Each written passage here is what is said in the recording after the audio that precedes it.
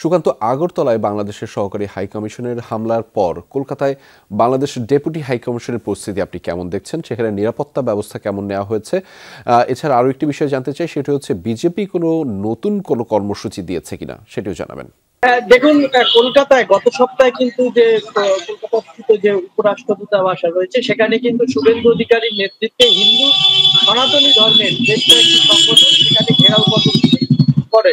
কিন্তু মমতা সরকারের কলকাতা পুলিশকে সেখানে যথেষ্ট নিরাপত্তা করিডর করেন এবং ছয়টি নিরাপত্তা বলয় তৈরি করেছিলেন, যার ফলে কোনো অপ্রীতিকর ঘটনা সেখানে ঘটেনি। কিন্তু ত্রিপুরার ক্ষেত্রে সেটা কিভাবে ঘটলো সেটা ত্রিপুরা সরকারকে কিন্তু ইতিমধ্যেই কেন্দ্রীয় সরকার কিন্তু জানতে চেয়েছে পররাষ্ট্র নীতি মেনে যে এই ধরনের ঘটনা কেন ঘটলো, যদিও ত্রিপুরা সরকার সে বিষয়ে এখনো পর্যন্ত কোনো সদুত্তর দিতে পারেনি।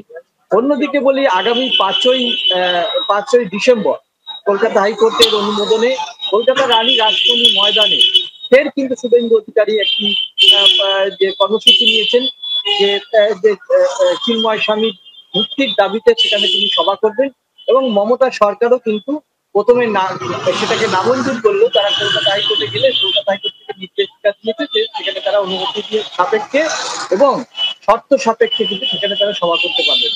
স্বাভাবিকভাবেই কিন্তু এই যে সীমান্ত ব্যবসা বন্ধ, একদিকে টাকার দাম পড়ে যাওয়া, বাংলাদেশ থেকে যারা চিকিৎসা বা পর্যটকরা আসছেন তারা এখানে সব বিপদে পড়া, এই সব মিলিয়ে কিন্তু রাজ্য রাজনীতি শুধু না, দেশের রাজনীতি এবং প্রতিবেশী যে রাজ্যগুলি হচ্ছে সেখানেও কিন্তু একটা অগ্নিগর্ভ পরিস্থিতি নিয়ে ভেজা। সেই খবর আপনার মাধ্যমে জানছিলাম। ধন্যবাদ সুকান্ত আমাদের সাথে যুক্ত হওয়ার জন্য।